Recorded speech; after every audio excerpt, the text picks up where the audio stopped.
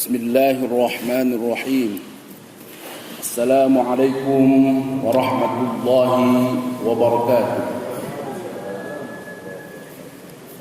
Alhamdulillahi rabbil alamin. Wassalatu wassalamu ala asyrafil anbiya'i wal mursalin, nabiyyina Muhammadin wa ala alihi wa sahbihi wa man tabi'ahum bi ihsanin ila yaumiddin. Rabbi shrah li sadri wa yassir li amri wahlul 'uqdatam min lisani yafqahu qawli. Allahumma anfa'na bima 'allamtana wa 'allimna ma yanfa'una warzuqna 'ilman yanfa'una. Setelah bertahmid, bersolawat, kemudian kita bersyukur lebih khusus karena kita bisa hadir dalam majlis yang diberkahi dalam rangka berthalabul ilm, yaitu mengkaji kajian fiqih madhab asy-Syafi'i dari kitab Al-Fiqhul Manhaji ala madhabil Imam Syafi'i. Kita masih berada di bab taharah, lebih khusus adalah tentang mandi. Mandi secara hukumnya ada dua macam. Ada yang hukumnya wajib, ada yang hukumnya sunnah.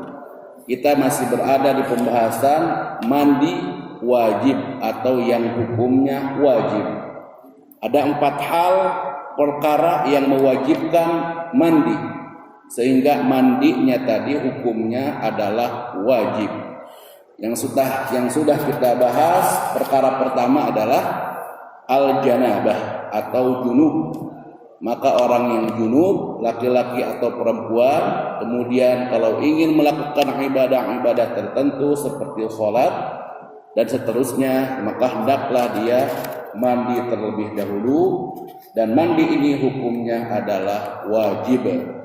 Pun perkara yang kedua yang kita bahas atau sudah kita bahas yaitu al-haid, keluar darah haid. InsyaAllah kita akan tuntaskan 2 perkara lagi, yang ketiga dengan yang keempat. Yang ketiga al-wiladah atau lahiran, atau bahasan lainnya adalah an-nifas, keluar darah nifas. Yang keempat nanti secara singkat adalah apa? Mandinya mayit. Mandinya mayit. Baik. Yang ketiga al-wiladatu. Apa itu al-wiladah? Wad'ul hamli. Dari kata walad. Walad artinya anak. Al-wiladah melahirkan, proses melahirkan anak atau persalinan. Wad'ul hamli meletakkan bawaan kalau secara harfiah. Apa yang dibawa? Anak ataupun janin. Hamil.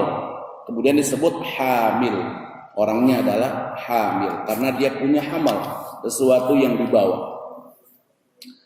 Qad takun al-wiladatu wa la yaqubu khurujal waladi damun.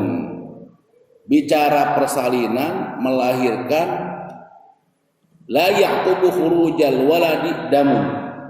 Memang kemudian ada satu kema'rufan yang kita tahu, setelah lahiran maka ada darah yang keluar.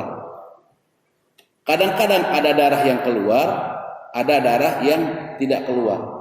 Ada yang lama keluarnya, ini yang dibahas oleh ulama-ulama klasik. Ada yang kemudian hanya sebentar saja dengan proses persalinan.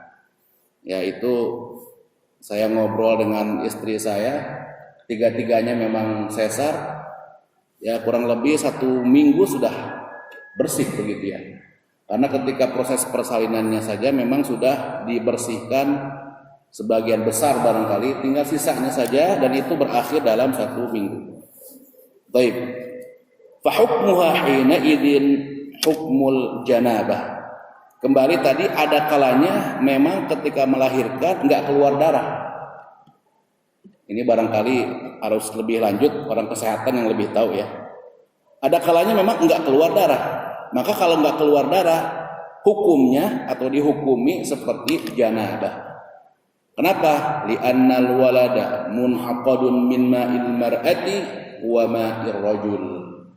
Pertama kembali lahiran tapi nggak ada airnya, maka dihukumi hukum janabah. Kenapa? Karena anak yang keluar itu sesungguhnya dia adalah perpaduan antara air perempuan yaitu istrinya dengan air laki-laki yaitu suaminya.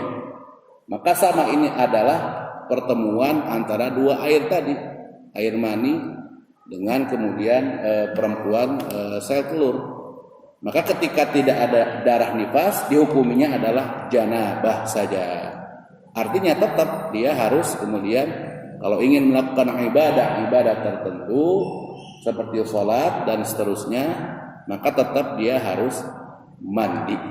Hanya bedanya berarti ya dia mandi setelah itu atau tidak ada mudah, tidak ada waktu yang tertentu yang dibahas dalam bab nifas. Langsung mandi setelah itu ya suci dan bisa melakukan ibadah-ibadah yang lain. Tapi kemudian ada kalanya keluar darah. Nah, yang keluar darah ini disebut dengan darah nifas. Kapan keluarnya? Setelah melahirkan. Nah, mari kita lihat an-nifasu lughatan al-wiladah. Tadi darah nifas secara bahasa memang dia artinya adalah persalinan secara bahasa atau melahirkan. Secara syariat ad-dam al-khariju aqibal wiladah. Secara syariat bergeser sedikit maknanya, yaitu apa? Ad-dam, darah yang keluar disebabkan setelah persalinan. Jadi memang ada kata kuncinya di sini, setelah persalinan. Wa summiya nifasan li'annahu yakhruju aqiba khurujin nafs. Ada dua kata, nifas dengan kata nafas. Apa nafas itu? Jiwa, ya, nafas jiwa. Atau apa bahasa kita? Kalau bahasa kita nafas ya. Kalau bahasa Arab ya jiwa. Kenapa disebut nifas atau darah nifas? Karena darah ini keluar setelah keluarnya nafas, keluarnya jiwa. Jiwa apa? Ya bayi tadi. Karena setelah keluarnya jiwa atau bayi tadi, maka disebut dengan nifas. Sekali lagi kata kuncinya darah nifas yaitu keluarnya setelah akibah. Berarti ada yang keluar sebelum itu. Bagaimana yang keluar sebelum itu? Waddamul ladzi kharaja asna'at talqi. Kalau ada darah yang keluar di tengah-tengah persalinan, pembukaan, paham ya? Pembukaan, ada pembukaan 1, 2, 3 sampai 10. Pembukaan itu artinya satu jari ya, paham ya? Barangkali ada yang nggak kepo juga sama istrinya, mungkin ada juga yang nggak kepo. Yang penting mah lahir, mau normal nggak normal, pembukaan ya tahu saja ada istilah pembukaan maksudnya apa. Yang penting mah lahirlah selamat. Ada aja barangkali suami yang begitu. Maksudnya apa pembukaan itu? Pembukaan satu jari, kurang lebih lebarnya baru 1 jari, 2 jari, 3 jari sampai 10 sudah dimungkinkan keluar kepala bayi. Nah, kalau ada darah yang keluar di tengah-tengah bukaan tadi dari 1 sampai 10 tadi, maka dia berarti kan bukan akibah, bukan setelah. Maka dia la yu'tabar dama nifas, tidak dihitung sebagai darah nifas. Lagi-lagi kata kuncinya kalau nifas setelah. Adapun ketika keluar waktu pembukaan tadi, bukaan 1 dan seterusnya, maka bukan darah nifas. Tapi apa? Bal yu'tabar dama fasad. Disebutnya adalah mungkin bahasa kitanya apa? Darah pembukaan kali. Bahasa fikihnya adalah ya darah fasad. Fasad itu artinya rusak atau mungkin bahasanya apa ya? Ada bahasa kali ya. Darah pembukaan atau apa? Apa itu ya? Nanti boleh ini lagi. Nah, jadi ada darah nifas, damu nifas itu setelah, kalau ketika pembukaan namanya dam fasad. Nah, bagaimana hukumnya kalau yang keluarnya atau dam fasad ini, atau dia bukan darah nifas, keluarnya adalah ketika bukaan-bukaan tadi, maka dia wa in ra'at adam wa idza lam tatamakkan minas shalah wajaba qada'uhu. Maka dia hukumnya tidak seperti darah nifas. Dia dihukumi sebagai atau seperti darah wa 'ala dzalika tajibu shalah asna'a talqi walau ra'at adam. Dia ketika itu wajib salat, namun tetap harus membersihkan darahnya tadi. Tetap dia wajib sholat. Tapi karena itu adalah sesuatu tetap yang najis, maka harus tetap membersihkannya. Nah, ini maksudnya apa yang perlu ditekankan di sini? Memang bukaan itu ada macam-macam ya. Ada bukaan dari 1 dengan yang sampai 10, ada yang cepat, ada. Mungkin dalam hitungan barangkali 1 jam atau kurang dari itu terus sampai 10 cepat kan ada. Sehingga nggak sempat ngapa-ngapain. Nggak sempat ngapa-ngapain. Sudah masuk waktu zuhur misalkan, udah masuk itu waktu zuhur. Misalkan ya jam setengah 12 begitu ya, sudah bukaan 1, tapi cepat terus hanya dalam waktu setengah jam atau 1 jam. Dan kondisinya nggak memungkinkan masuk waktu zuhur. Dan dia harus membersihkan itu, harus sholat sesungguhnya dia. Berarti kan dia nggak sholat karena memang kondisinya darurat begitu. Artinya apa di sini konsekuensinya? Berarti dalam waktu itu sesungguhnya dia wajib sholat. Tapi dia nggak mungkin, kondisinya tidak memungkinkan. Berarti nanti apa? Wajaba qada'uha. Karena dia meninggalkan sholat tadi, karena itu waktu sesungguhnya dia harus sholat, maka di waktu yang lain dia harus mengqada'nya. Nah, ini yang penting. Kenapa berbeda? Kecuali kalau darah yang keluar adalah darah nifas. Kalau nifas nanti sama dengan diantaranya seperti haid. Kalau darahnya darah nifas, lahirannya tadi misalkan jam setengah 12-nya udah lahiran, yang keluar adalah darah nifas berikutnya, maka tidak wajib sholat dan juga tidak wajib mengqadha.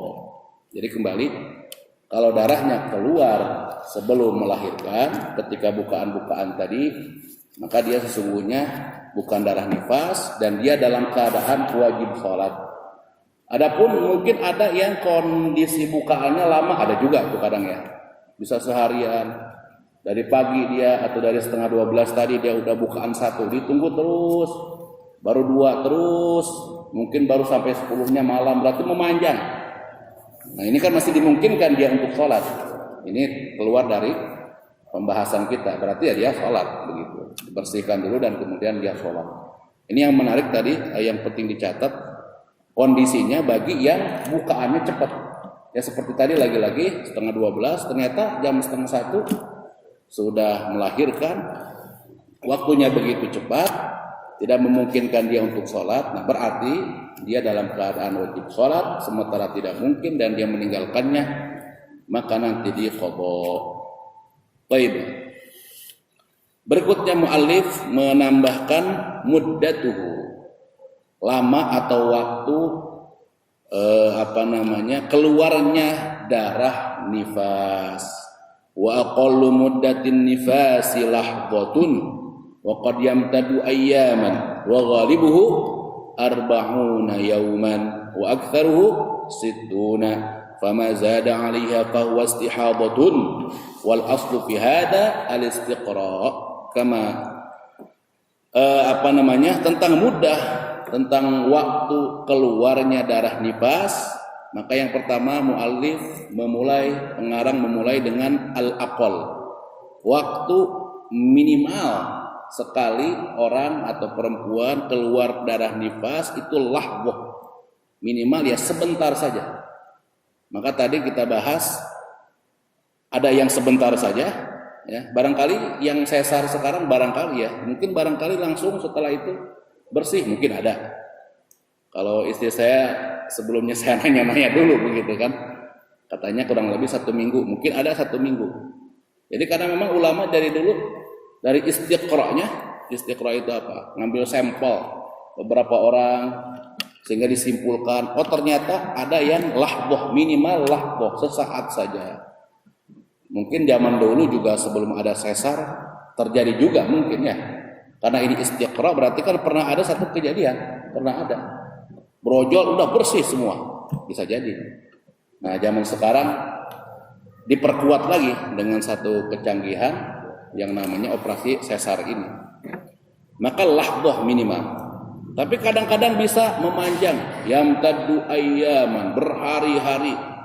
Tapi ghalibnya rata-rata berapa lama? Arba'una yauman. 40 hari atau bisa juga lebih dari itu, yaitu apa? 60 hari. Lebih dari itu, keluar dari itu lebih dari 60 hari, nah, maka sudah tidak terkategorikan darah nifas. Maka apa? Darah istihadah. Ya. Jadi memang secara teori perlu kemudian dikaji. Walaupun kenyataannya memang yang disampaikan ulama ini hasil istiqra rata-rata memang orang ketika keluar darah nifas ya kurang lebih seperti yang sudah rentannya dari minimal sampai maksimal sudah digariskan oleh ulama dalam istiqra'nya. Lagi-lagi secara ilmu perlu dikaji, barangkali ada sesuatu yang enggak ghalib, itu kan ghalibnya. Atau ghalib itu rata-rata sebagian besar terjadi, kurang lebih begitu. Berarti kan ada juga yang tidak ghalibnya. Mungkin ada yang terus sampai ini kok udah 60 hari, udah 2 bulan masih keluar-keluar saja. Sudah, jangan ragu, itu adalah apa? Istihadah. Baik. Berikutnya adalah pembahasan tentang apa yang diharamkan disebabkan karena nifas. Sama dengan pembahasan sebelumnya, setelah janabah, apa yang diharamkan yang nggak boleh dilakukan ketika janabah, pun ketika haid, pun ini adalah setelah nifas. Apa yang diharamkan? Ini pembahasannya sama dengan haid. Ajma'al ulama ala anna nifas kal haidi fi jami'i ahkamih. Nifas itu sama dengan haid dalam hukum-hukumnya. Hal-hal yang enggak boleh dikerjakan sama dengan pembahasan haid. Tidak boleh berdiam diri di masjid, bukan melewatinya. Tidak boleh membaca Al-Quran, memegangnya, sholat, tawaf, dan seterusnya. Baik, ada tambahan di sini. Ini juga penting.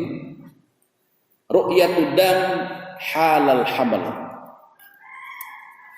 Orang yang hamil itu sesungguhnya yang kita tahu ya, orang hamil maka dia sampai melahirkan tidak ada darah yang keluar. Haid pun tidak terjadi, begitu ya. Nah, bagaimana tinjauan atau pandangan ulama?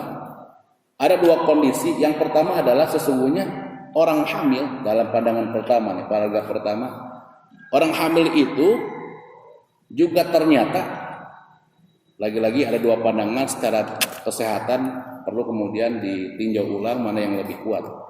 Ini pandangan pertama, ternyata ketika orang haid hamil juga memungkinkan keluar darah. Nah, darah itu dihukumi darah apa? Maka ada pandangan itu darah haid. Yang kita tahu barangkali itu kegoliban ya. Ya mungkin ada juga orang yang hamil tapi kemudian keluar darah begitu. Nah, darahnya darah apa? Ada ulama yang menghukumi itu darah haid, ada yang menghukumi itu istihadah. Sempat saya baca-baca sih dulu, memang katanya secara kesehatan ya memang orang hamil itu enggak tidak akan keluar haid-haid. Ada tinjauan-tinjauan kesehatan secara teorinya lah begitu ya, sebab-sebab. Maka ada pandangan lagi yang kedua. Kalau keluar darah ketika hamil, jangan ragu lagi. Sudah, itu adalah darah istihadah. Darah istihadah. Dan barangkali pandangan yang kedua ini yang lebih kuat, apalagi kalau kemudian kita tambahkan dengan pendekatan atau teori-teori kesehatan. Ya. Kecuali barangkali ya mungkin ada barangkali yang tidak disebutkan di sini adalah al-ghalib al-aktsar, lagi-lagi yang ghalib.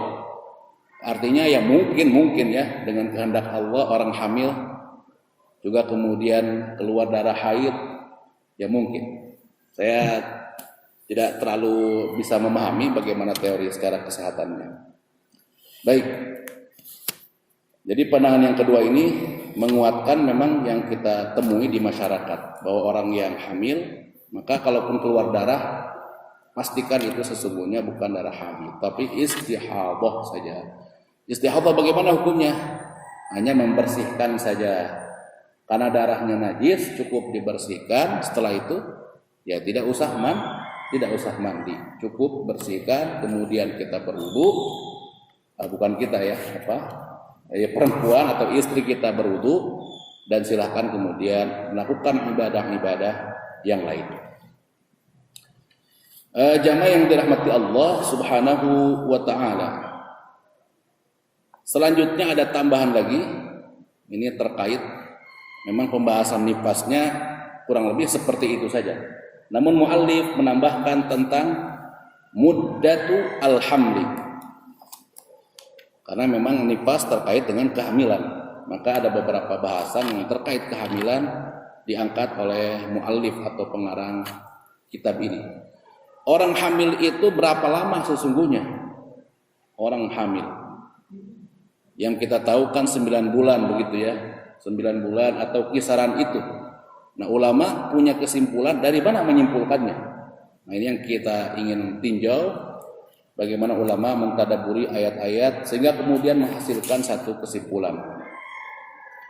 Aqalluha, minimal paling sedikit orang hamil itu sittata ashhur akhdan minal ayataini al-karimataini. Minimal itu adalah 6 bulan. Minimal 6 bulan, rata-rata 9 bulan. Yang kita tahu nanti maksimalnya memang ada macam-macam. Kalau Al-Imam Syafi'i mengatakan 4 tahun. Ada yang sampai 4 tahun. Jadi kalau kita sering, saya pribadi anak yang keberapa ya waktu itu, yang kedua kalau nggak salah itu sampai 10 bulan, sempat sampai 10 bulan, betul, sempat sampai 10 bulan. Jadi rata-rata memang 9 bulan. Jadi tidak usah resah kalau memang secara kesehatan tidak ada gangguan apa-apa, ya bismillah insyaallah ya. Bahkan ada yang setahun, ada. Saya punya berarti bibi saya orang Bogor itu pernah, berarti sepupu saya itu lahirnya dulu katanya 1 tahun. 1 tahun. Ada yang 1 tahun. Kalau tahu teorinya maka, atau bahkan Al-Imam Asy-Syafi'i dalam kandungannya berapa lama? 2 tahun ya. Jadi memang ada ghalibnya, lagi-lagi yang kita tahu itu ghalibnya, yang ghalib, yang biasa, yang kebanyakan. Berarti di luar itu ya ada kejadian-kejadian yang lain yang tidak ghalib. Makanya menggunakan rentan sampai 4 tahun. Jadi bisa jadi ada yang lebih dari 9 bulan. Lagi-lagi minimal 6 bulan, rata-rata 9 bulan. Maksimalnya kalau dalam madzhab Asy-Syafi'i adalah 4 tahun. Nah, yang menarik di sini adalah kita bahas tentang al-aqal. Minimalnya itu tadi 6 bulan. Dari mana 6 bulan? Kadang-kadang memang menggunakan istiqra. Apa istiqra tadi? Ya sampel penelitian. Ini ada istiqra, ada al-istiqra at-tam, ada al-istiqra al-juz'i. Itu terkait dengan usul. Istiqra itu ada yang sempurna, jadi semuanya diberikan kuesioner. Ada yang juz'i, yang acak. Ya. Jadi kalau semuanya, ya semua perempuan misalkan di daerah ini, di satu desa tertentu, dikasih pertanyaannya, Anda berapa lama minimal kalau hamil? Nah, ini bukan istiqra. Kalau haid istiqra. Ada yang semuanya, ada yang juz'i. Ya kayak sampel polling kemenangan pilpres dan seterusnya, itu istiqranya istiqra juz'i. Sampelnya adalah sampel sebagian, bukan yang sempurna. Nah, kalau muddatul hamal ini yang minimal itu bukan istiqra. Tapi apa? Pemahaman tadabbur dari 2 ayat yang karimatain, ayat yang mulia. Ayat pertama apa? Ini ayat pertama bicara dalam surah Al-Ahqaf ayat 15. Wa hamluhu wa fisaluhu 30 syahra. Terkait orang yang atau perempuan yang hamil, hamluhu, perempuan itu hamilnya, wa fisaluhu, setelah hamil ngapain? Tentu memberikan susu. Nah, menyusuinya berapa lama? Wa fisaluhu, sampai fisal, sampai melepaskan anak dari susuan tadi. Mohon maaf, dari menyusui dari ibunya tadi. Itu total 30 syahra, 30 bulan. Total dari mulai hamil sampai selesai menyusui itu totalnya adalah 30 bulan. 30 syahra. Dalam surah Al-Ahqaf ayat 15. Ayat yang lain ditadaburi, wa fisaluhu fi amain. Tadi kan dalam ayat surat Al-Ahqaf bahasanya dua, hamil kemudian apa? Menyusui dan melepaskan susuannya. Tapi digabung tapi itu totalnya saja. Totalnya 30 hari. Nah, hamilnya berapa lama? Menyusuinya berapa lama? Maka ada ayat yang lain. Di ayat yang lain bicara tentang menyusui dan sampai melepaskan susuannya. Dalam surah Luqman ayat 14. Wa fisaluhu fi amain. Perempuan itu melepaskan atau menyusui anaknya dan melepaskan dari susuannya itu berapa lama? Amain, 2 tahun. Yang enggak ada berarti apa? Hamil. Sekali lagi, dalam surat Al-Ahqaf itu disebutkan total kehamilan dengan menyusui itu 30 bulan. Lagi-lagi kehamilan dan menyusui 30 bulan. Kita nggak tahu hamil berapa lama, kemudian menyusui berapa lama.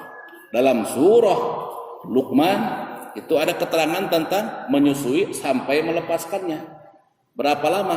2 tahun. Berarti sisanya, berarti 2 tahun itu kalau kita pakai ini tahun, yang di atas kan pakai bulan. Kita pakai bulan saja.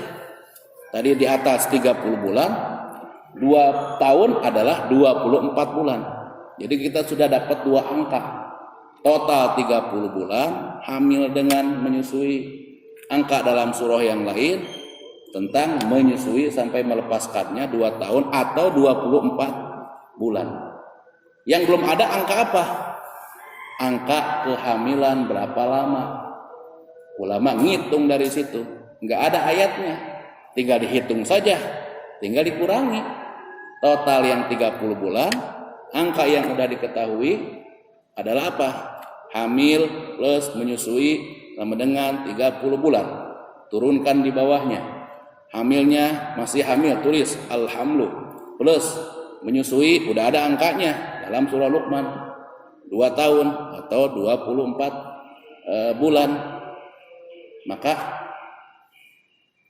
sama dengan 30. Berarti 30 dikurangi 24. Berapa?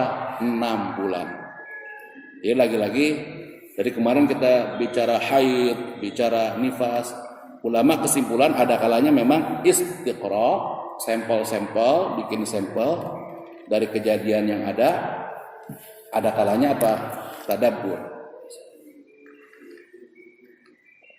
Kalau muddatul hamal, minimal hamal adalah dari tadabbur surah Al-Ahqaf ayat 15 dengan surah Luqman ayat 14. Nah, ini kemudian apa yang menarik dari angka 6 bulan ini tentang minimal orang hamil. فَإِذَا جَاءَتْ الْمَرْأَةُ بِوَلَدٍ بَعْدَ الزَّوَاجِ بِأَقَلَّ مِنْ 6 أشهر وَهُوَ حَيٌّ لَا يَثْبُتُ نَسَبُهُ لِأَبِيهِ.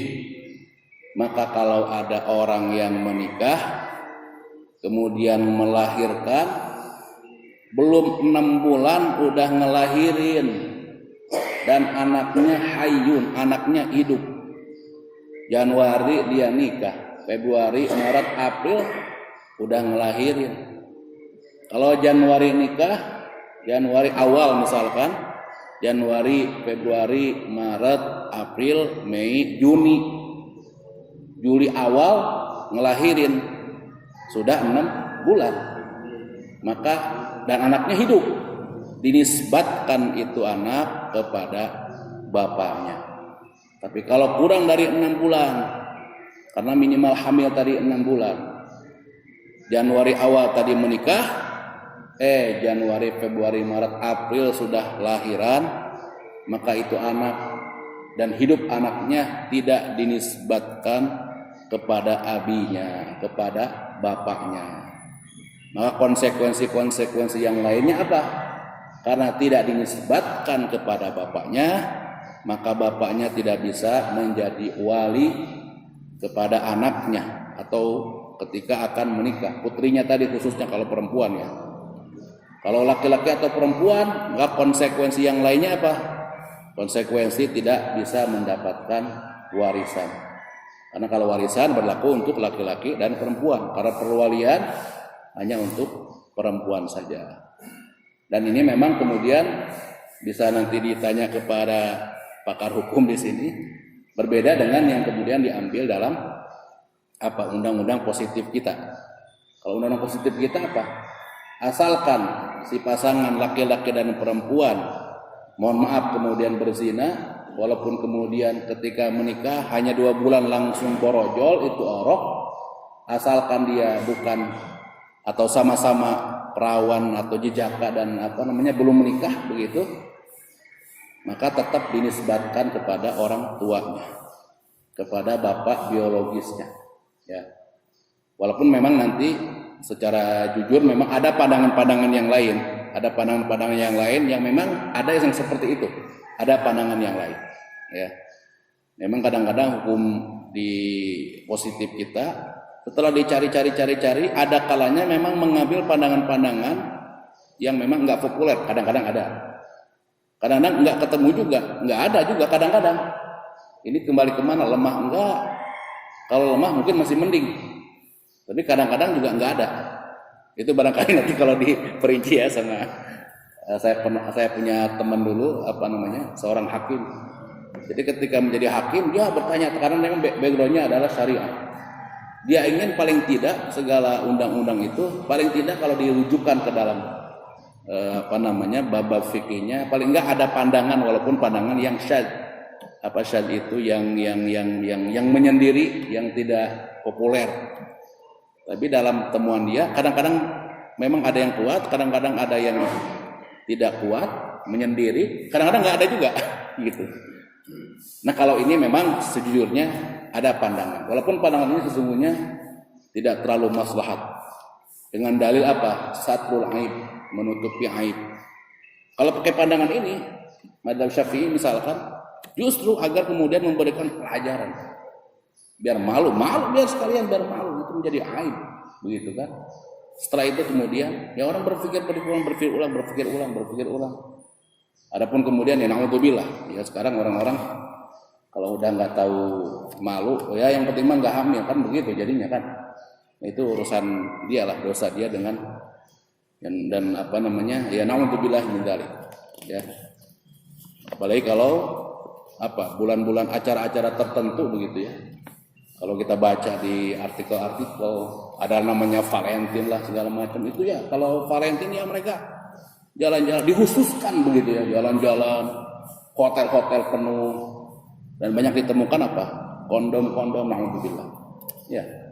Bahkan bukan hanya Valentine. Saya satu waktu dengan keluarga pernah kami ingin jalan-jalan di hari libur merah kejepit kalau nggak salah itu. Datang ke satu tempat, ya kita ingin nyari tempat, itu sampai beberapa tempat hotel penuh. Banyak ini Pak, pasangan-pasangan, banyak motor-motor pasangan-pasangan muda. Ya kita memang tidak bisa menghukumi dia udah menikah atau enggak, tapi ya kayak sepertinya yang belum menikah begitu kan. Ya ini kejadian, satu fenomena yang kalau kita buka lebih kaget juga kadang-kadang. Kaget juga, apalagi model barangkali saya ya dari dulu sekolah di agama pesantren, ketika belum tahu dunia luar itu kaget ya begini ya. Kaget, ada yang di SMA hamil gitu ya. Ada yang kemudian SMP juga hamil. Dan ya pacaran, pulang bareng begitu kan, dari situ suka. Ya, dan film-film juga sekarang ada film apa tuh waktu itu lagi diprotes ya. Film apa? Film SMP ya. Nggak tahu sinetron, pacaran, bukan SMA aja. SMP udah begitu-begitu. Ya, mudah-mudahan sedikit-sedikit ya bisa tersolusikan hal ini. Paling tidak kita bermula dengan keluarga kita. Anfusakum wa ahlikum nara. Baik. Jadi nisbatnya kepada siapa? Ya tidak kepada bapaknya. Nggak punya nisbat. Maka menikahnya pun nanti oleh wali hakim. Wa ghalibuhu muddatul hamal 9 ashhur. Nah, tadi kita bahas minimal hamil adalah 6 bulan. Tadabbur 2 ayat tadi rata-rata 9 bulan. Ya, kalau 9 bulan dari mana? Ahdan min ammatin nisa. Ini baru kalau ini istiqra. Rata-rata keumuman dari hasil sampel memang 9 bulan. Ini istiqra. Kebanyakan atau paling banyak adalah 4 tahun. Ini juga istiqra. Memang rata-rata istiqra kecuali kehamilan minimal 6 bulan ini itu bukan istiqra, tapi tadabbur 2 ayat.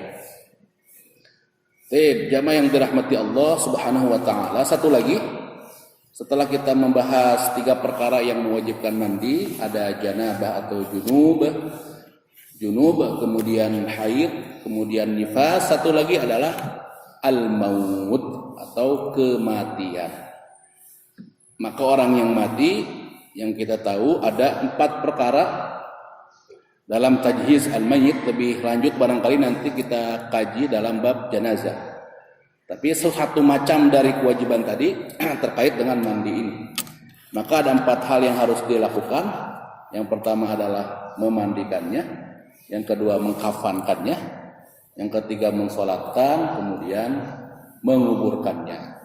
Dari 4 hal tadi, yang pertama memang terkait dengan satu hal yang namanya mandi, dan mandi itu hukumnya wajib. Maka kalau ada orang yang meninggal, idza mata al-muslimu wajaba 'alal muslimina taghsiluh. Kalau ada orang yang meninggal, muslim ataupun muslimah, maka bagi muslimin yang lain yang masih hidup taghsiluh, memandikannya. Dan mandinya tadi wajib, hukumnya adalah wajib memandikannya. Wa huwa wajibun kifaiyun. Wajibnya apa? Wajib kifayah. Kita mengenal istilah lebih masyhurnya apa? Fardu kifayah, yang lebih masyhur ya. Atau bahasa lainnya wajibul kifayah atau wajibun kifaiyun. Ini bukan permainan, ya permainan bukan permainan bahasa ya bahasa lah begitu ya. Ini terkait dengan bahasa. Kalau yang mempelajarinya maka ya akan paham. Sama-sama aja. Kapan menjadi kifayah, kapan menjadi kifai, ya sama-sama saja. Ada hal-hal tertentu yang kemudian bisa merubah. Ya, kapan kita kapan eating begitu ya, dan seterusnya lah. Ada bentukan-bentukan dalam bahasa Arab. Jadi hukumnya mandi ini adalah wajib. Siapa yang mandi? Bukan mayitnya. Karena nggak bisa tentunya yang udah meninggal mandi sendiri. Yang wajib adalah taghsiluh, memandikannya kaum muslimin. Wajibnya adalah wajib kifayah. Kifayah itu artinya apa? Cukup. Berarti apa? Dicukupkan. Dari semua kaum muslimin dicukupkan. Harus ada yang mewakili. Tidak masing-masing harus. Namanya aini. Fardu ain yang di masyarakat kita tahu, ada fardu kifayah, ada fardu ain. Kalau mau pakai bahasa nanti ada fardu diganti dengan wajib, sama. Wajib kifayah, wajibun kifaiyun. Fardu ain, wajib ain, atau wajibun ainiyun. Nah, boleh-boleh saja. Jadi bukan wajib masing-masing, tapi dicukupkan. Maksudnya adalah idza qama bihil ba'du min aqribaihi aw ghairihim saqata at-talabu 'anil akharin. Kalau sudah ada yang mencukupkan, beberapa yang memandikannya, baik kerabatnya ataupun yang lain, maka gugur kewajiban tadi bagi yang lainnya. Nah, tapi tentunya antara yang memandikan dengan yang nggak memandikan, tentu yang memandikan punya keutamaan. Ya, kadang-kadang kita mikirnya udah ada yang ngurusin belum? Udah ada, ya udah tenang. Barangkali kita mikir begitu ya. Udah ada yang ngurusin, udah ya udah tenang. Ketika kita merasakan tenang, ya harus kita akui sejujur-jujurnya berarti belum punya loyalitas yang kuat. Ya untuk atau rasa menolong yang kuat untuk saudara kita. Bicara wajib kifai, maka yang lebih utama adalah kita yang memerankan kewajiban kifai tadi. Saya datang. Saya punya ada sesepuh lah di masjid saya. Sekarang umurnya 71. Waktu saya saksikan beliau luar biasa. Masalah-masalah sosial itu turun. Apalagi kalau kematian, langsung beliau datang mandikan sampai sekarang. Dan ternyata saya ngobrol-ngobrol dari semasa mudanya dulu di kantor, memang beliau jiwa sosialnya kuat. Ada yang tabrakan apa segala macam, dia yang ngurusin. Asuransinya dia yang ngurusin, sampai mengantarkan keluar daerah dia juga yang ngurusin. Dengan begitunya kemudian dia dulu kata dia disayang oleh atasannya, sampai-sampai yang lain merasa iri. Dan memang itu panggilan itu kata dia nggak bisa dibendung, memang suka dia nolongin orang. Panjang tangan ya. Orang yang suka nolongin orang, memang jiwanya udah begitu. Sampai sekarang udah usia 71, luar biasa. Saya juga kadang-kadang kalah aktif kadang-kadang. Kalau kami ada kegiatan-kegiatan yang lain, ya beliau memang sudah pensiun, ya memang fokusnya itu. Ya. Beliau RW juga. Dan memang bukan hanya karena dia RW, setelah dari sekarang masih RW. Ya sebelum RW pun memang jiwanya adalah jiwa sosialnya tinggi, luar biasa. Wa idza lam yakum bihi ahadun asimal jami'. Kalau ada atau belum ada yang mewakili untuk memandikannya karena hukumnya tadi wajib kifai, maka apa? Berdosa. Kalau sudah ada maka gugur itu dosa. Kalau sudah ada yang mewakili maka atau belum ada maka asimal jami', semuanya berdosa. Wa tajibu niyatul ghusli 'alal ghasil wa hadha fi ghairi syahid. Amma syahid fa innahu la yughassal. Yang ini berlaku bagi yang orang meninggalnya, orang mayitnya dalam keadaan yang bukan syahid. Adapun kalau yang syahid maka dia tidak perlu dimandikan. Hukum asalnya kalau ada orang yang meninggal kan ada 4 hal tadi, ya. Memandikan, kemudian mengkafani, mensolatkan, menguburkan. Ada yang khusus, diperlakukan khusus, yaitu orang yang syahid. Perlakuannya 2 saja, dari 4 hanya 2 saja. Apa 2 tadi? Dikafani, kemudian dia at-takfin wa dafn, dikafani dan dikuburkan. Ya, tidak dimandikan, juga tidak disolatkan, tidak mengapa. 2 macam saja. Nah, syahid yang seperti apa? Nanti ada syahid, apalagi sekarang bicara tentang corona ya. Syahid itu ada 3 macam. Ada syahid fid dunya wal akhirah, ada syahidun fil akhirah, ada syahidun fid dunya. Ada syahid dunia akhirat, gampangnya begitu. Syahid dunia akhirat, ada syahid akhirat saja, ada syahid dunia saja. Nah, syahid dunia akhirat adalah orang yang syahid, betul-betul syahid, yang meninggal di medan perang. Itu dunia akhirat. Maksudnya apa dunia akhirat? Di dunianya ketika meninggal diperlakukan seperti orang yang syahid. Bagaimana perlakuan bagi orang yang syahid? Tadi 2 macam saja. At-takfin, mengkafaninya, dan kemudian menguburkannya. Berarti nggak dimandikan, nggak disolatkan. Ini tidak mengurangi kemudian kefadilahan 2 hal yang lain. Sudah dijamin insya Allah, tinggal menunggu surga. Semua dari kita meninggalkan proses aja semua. Ya, ujung-ujungnya tentu kita mengharapkan surganya Allah Subhanahu wa taala. Itu kalau syahid di dunia dan di akhirat, yaitu orang yang berjuang di medan perang betul-betul dan mendapatkan syahadah. Jadi syahid itu orang yang mendapatkan syahadah, yang bersaksi syahadah, dari kata syahadah. Syahadah apa? Persaksian oleh para malaikat sesungguhnya dia adalah, yang sesungguhnya persaksian adalah persaksian dari para malaikat bahwa sesungguhnya dia adalah min ahlil jannah. Adapun persaksian kita, memang dalam sebuah riwayat ada orang yang meninggal, kita saksikan isyhadu bi annahu min ahlil khair. Orang ini termasuk alul khair enggak? Alul khair. Alul khair enggak? Alul khair.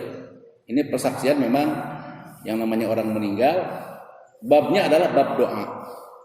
Babnya adalah bab doa bahwa dia termasuk min ahlil khair. Tapi jangan sampai kita merasa dengan orang bersaksi min ahlil khair, min ahlil khair, ya udah enggak usah banyak beramal soleh. Nanti juga kalau udah meninggal, isyhadu bi annahu min ahlil khair, khair. Ntar juga orang menyaksikan kami orang yang khair, baik. Khawatirnya kan baiknya adalah baik apa? Baik hanya apa? Terpaksa saja mengucapkan baik. Tapi kita ingin ketika kita meninggal, ketika ada yang memimpin kemudian orang ini baiknya semua orang mengucapkan min al khair, khairnya adalah tulus karena memang nyata orang tadi atau kita ketika meninggal adalah min ahli khair. Jadi ada syahid dunia akhirat, ada syahid berikutnya syahid di dunia saja. Lagi-lagi bicara syahid, bicara perlakuan. Syahid di dunia saja. Bagaimana syahid di dunia? Jadi di dunianya secara zahir dia orang yang syahid, yaitu orang yang di medan perang. Secara dunia kan kita hukumi, udah ini adalah orang yang syahid. Tapi dia ternyata orang yang bagian kedua ini ternyata dia berjuangnya bukan lillahi ta'ala. Dia karena harta rampasan perang, karena yang lain-lain. Bukan karena Allah. Mungkin bisa jadi karena dia sudah putus asa, ya. Putus asa, ini darah meluar dengan mati sekalian, dia bunuh diri, misalkan begitu ya. Secara zahir kan kita nggak tahu. Semua pokoknya yang berperang sesungguhnya lillahi ta'ala secara zahirnya, lillahi ta'ala. Tapi ternyata di antara mereka bisa jadi ada yang enggak lillahi ta'ala. Tapi secara zahir dihukumi dia adalah syahid. Makanya disamakan semua. Hanya dikafani dengan dikuburkan saja. Ternyata orang yang kedua ini di akhiratnya dia bukan lillahi ta'ala. Maka di akhirat tidak termasuk orang yang syahid. Makanya fid dunya saja. Ya. Maka ada hadis ya, barangkali sering disebutkan hadis tentang niat. Dalam Jami' al-Ulum wal Hikam, Ibnu Rajab Al-Hambali mengangkat sebuah riwayat tentang niat, digambarkan ada 3 orang itu ya. Barangkali pernah mendengar 3 orang yang bertemu dengan Allah, ditanya. Orang yang pertama adalah orang yang berjuangkan jalan Allah. Ditanya dulu, engkau berjuang di jalan Allah, syahid di jalan Allah untuk lillahi ta'ala. Orang ini mengatakan apa? Iya, aku berjuang lillahi ta'ala. Tapi apa kata Allah? Kadzabta, bohong. Bukan lillahi ta'ala. Tapi apa? Liuqal innaka jari.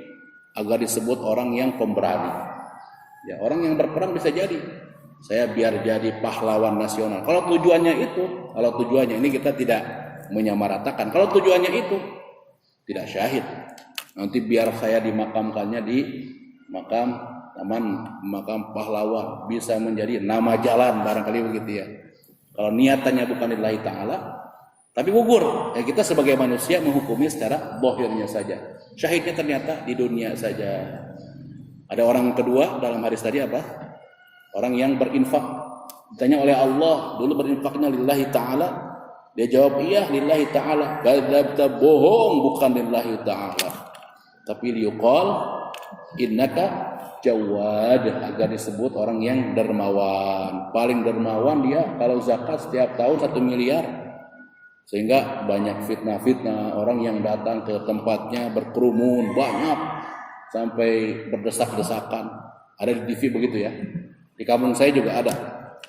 Di Gunung Putri ada seorang yang insya Allah min ahli khair, orang ini orang baik ya, kemarin meninggal, namanya Haji Maman Dani. Dulu 10 tahun yang lalu kalau nggak salah, waktu dengan Rahmat Yasin ya pernah mencalonkan dia dari jalur independen calon Bupati Bogor, namun nggak menang. Itu orang kaya banget. Bahkan ketika itu paling kaya, Rahmat Yassin kalah. Dia paling kaya, memang banyak usahanya. Itu kalau tiap tahun zakatnya, sampai polisi segala macam di depan rumahnya menertibkan. Tapi tertib, semua di kampung itu dapat, semuanya dapat. Ya, ada uang, ada bingkisan dan lain sebagainya. Ya, tapi kalau tadi ini contoh saja, mencontohkan orang yang baik ya. Semua yang kita saksikan tentunya kita dengan positif atau husnuzon adalah orang-orang yang baik. Ini kalau ada tadi agar berinfak namun agar disebut orang yang paling dermawan. Maka naudzubillah, nanti kata Allah bohong, bukan lillahi ta'ala tapi ingin disebut orang yang dermawan. Orang yang ketiga apa? Orang yang semasa hidupnya ngajarin Al-Quran, alif ba. Ya kayak si Iqbal ini ngajar alif-alif. Kata orang disebutnya ustadz, pakai peci, pakai sarung kemana-mana. Mazharnya mazhar orang soleh lah katanya. Lillahi ta'ala. Bohong kok, bukan lillahi ta'ala. Agar disebut ustadz, agar disebut orang yang masyhur, guru ngaji satu-satunya di kampung itu. Na'udzubillah min dzalik. Ini terkait niat memang. Perlu kita kemudian menata niat kita agar semuanya lillahi ta'ala, sehingga dampaknya juga insya Allah adalah kebaikan di akhirat nanti. Satu lagi tadi ada syahid dunia akhirat, orang yang syahid benar-benar lillahi ta'ala di medan perang. Ada syahid dunia saja, di medan perang secara zahir dia syahid, maka dihukumi seperti perlakuannya seperti orang yang syahid, tapi di akhirat sesungguhnya tidak syahid. Ada di akhirat saja, yaitu orang-orang yang terkena penyakit, ada wabah tertentu, kemudian ada yang karena tenggelam, termasuk juga COVID ini. Ada syahidnya apa? Syahid kan sering disebut syahid begitu ya. Syahidnya apa? Syahid di akhirat. Berarti kalau syahid di akhirat, perlakuan di dunianya bukan perlakuan secara syahid yang di pertama tadi. Berarti di dunia tetap dia harus dimandikan, tetap dia harus dikafani, tetap dia harus disolatkan, tetap harus dikuburkan. Walaupun karena alasan kemaslahatan, maka tidak seperti biasanya. Yang memandikan tertentu hanya pihak rumah sakit saja, yang nyolatin tertentu hanya yang mewakili. Biasanya yang memandikan itu aja, yang memandikan 2-3 orang, yang mensolatkan juga itu aja 2-3 orang, yang menguburkan juga itu saja, ya 2-3 orang atau 4. Ya paling-paling kemudian banyak diminta sekarang agar lebih afdol, ya diapain? Minta sholat gaib begitu ya, dibantu oleh saudara muslim yang lain di masjidnya, terutama sholat gaib. Termasuk juga baru kemarin beberapa di warga kami begitu meninggal secara COVID, sehingga banyak beberapa kali melakukan sholat gaib. Terakhir juga ada seorang kemarin juga ada yang meninggal belum lama, 1 minggu yang lalu, ya juga sama. Malam-malamnya setelah maghrib, malam Jumat ya, hari meninggalnya hari Kamis, maka malam Jumatnya keluarganya minta agar dipimpin sholat gaib, karena keluarganya sementara tidak bisa mengikutinya prosesi pemakaman dan lain sebagainya, sehingga minta lebih afdolnya disolatkan secara sholat gaib. Yang sebelumnya saya pernah mengunjunginya, ya, karena pengen ada ketemu Ustaz Iqbal, tolong kesini, ya saya datengin. Dia minta motivasi, masih bentes, bicaranya bentes. Awalnya memang sakit, memang kanker sebelumnya, mau operasi. Waktu itu belum tahu dia COVID apa enggak. Minta dia doakan, saya mau operasi.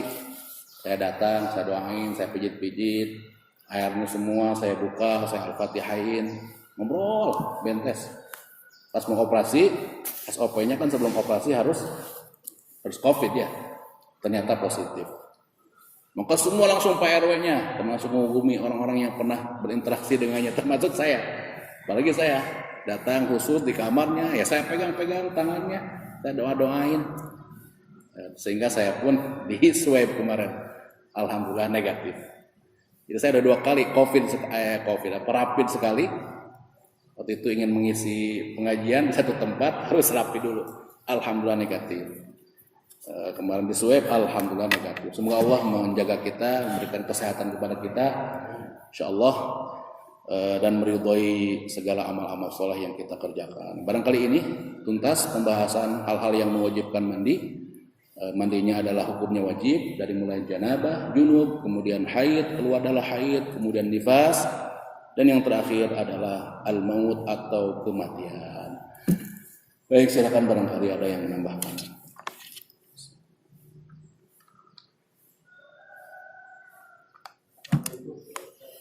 Waalaikumsalam. Itu kan menyatakan masa menyusui itu 2 tahun. Kalau ada ibu-ibu yang enggan menyusui anaknya itu gimana? Ya.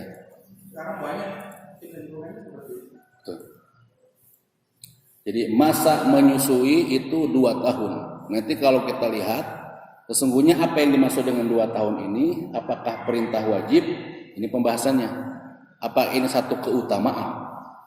Maka jawabannya ini adalah satu keutamaan, bukan satu perintah wajib. Namun keutamaan ini adalah keutamaan yang tidak mimma la khilafa fihi wala jidal. Enggak ada perdebatan. Mau dibenturkan dengan ilmu kesehatan pun kita tanya dokter segala macam menganjurkan ini. Jadi kalau mau dikatakan sunnah lah begitu muakkadah ini soalnya udah dikuatkan banget.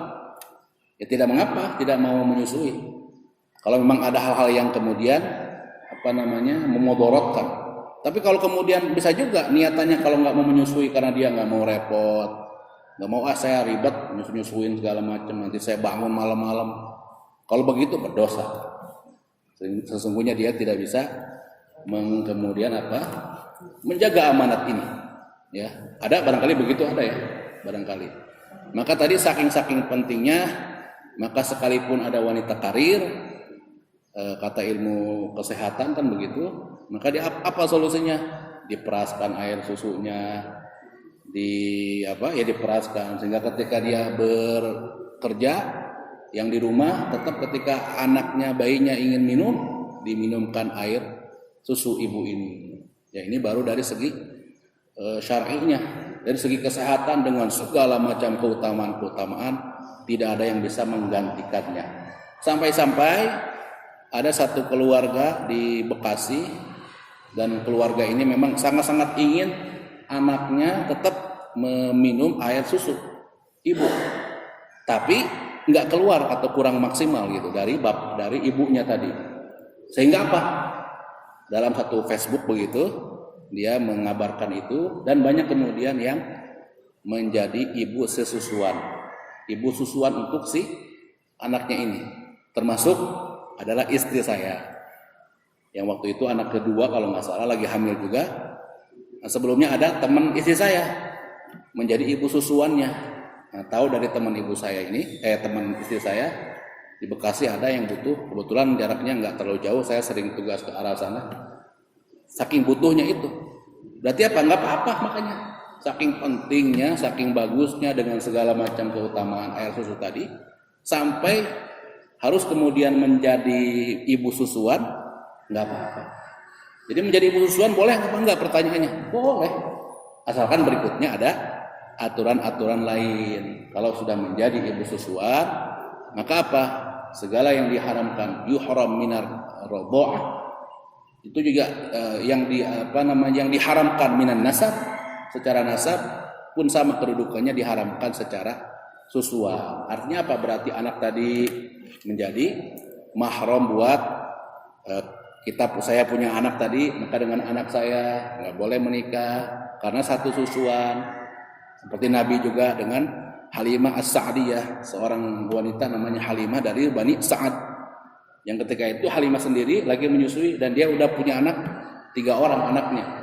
Ya, maka 3 orang ini ada laki-laki ada perempuan menjadi saudara sesusuannya baginda Rasulullah. Jadi menjadi ibu susuan ya boleh, asal berikutnya ada hal yang kemudian harus diperhatikan. Maka kami ketika itu data saya, data istri, kakak segala macam dikumpulkan, disimpan, sehingga satu waktu ya barangkali ketemu anak saya dengan si anak ini harus kemudian dicek dulu.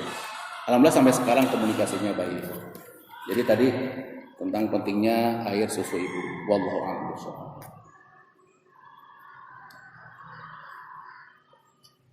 Ya, enggak. Terkait dengan nifas, jadi seorang istri ini nifasnya waktunya berbeda. Ada yang minggu, mungkin yang juga. Nah ini kita sebagai suami ini kapan bisa hubungan pada setelah istri melahirkan? Kalau di dalam perkawinan kan diatur berharap kalau seorang istri yang dicerai oleh suami pertamanya, dia harus menunggu 3 bulan lagi Oh. perkawinan. Nah ini kalau habis melahirkan berapa lama? Ya. Di dalam hubungan badan. Ya, baik. Pertama, ini bicara tadi kaitan dengan menikah lagi atau cerai, kaitannya juga dengan berhubungan badan. Nah, tadi disampaikan segala yang diharamkan disebabkan karena nifas, juga ini hukumnya sama seperti pelajaran sebelumnya yang diharamkan karena haid. Di antaranya apa? Al-waqfu atau al-jima'. Maka sama orang yang nifas ya harus nunggu dulu. Pengen berhubungan ya harus nunggu sampai tadi kalau mau pakai rentanan yang panjang tadi 40 atau sampai 60 hari. Setelah itu maka yakinkan itu adalah darah istihadah. Walaupun begitu tidak ada lah rasanya yang sampai 60 hari ya.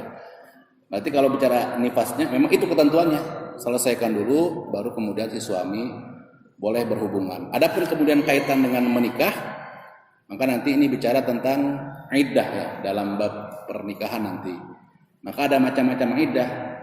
Ada orang yang normal, dia tidak hamil, ada keadaan istrinya, ada yang kemudian dia hamil, ada yang kemudian dia ditinggal mati oleh suaminya. Nah, kalau ditinggal mati oleh suaminya, maka arba'ata asyhurin wa asyra. Ayatnya mengatakan 4 bulan 10 hari. Jadi kalau yang hamil ya sampai dia mengeluarkan, dan tidak ada iddah bagi orang yang nifas.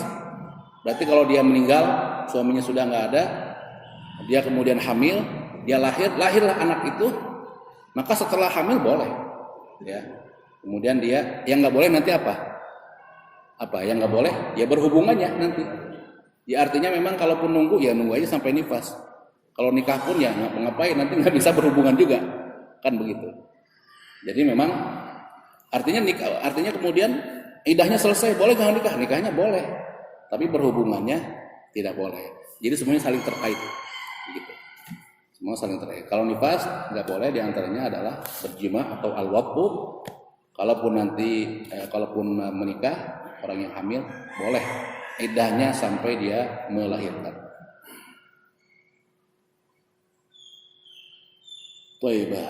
Baik, cukup barangkali ya. Semoga bermanfaat.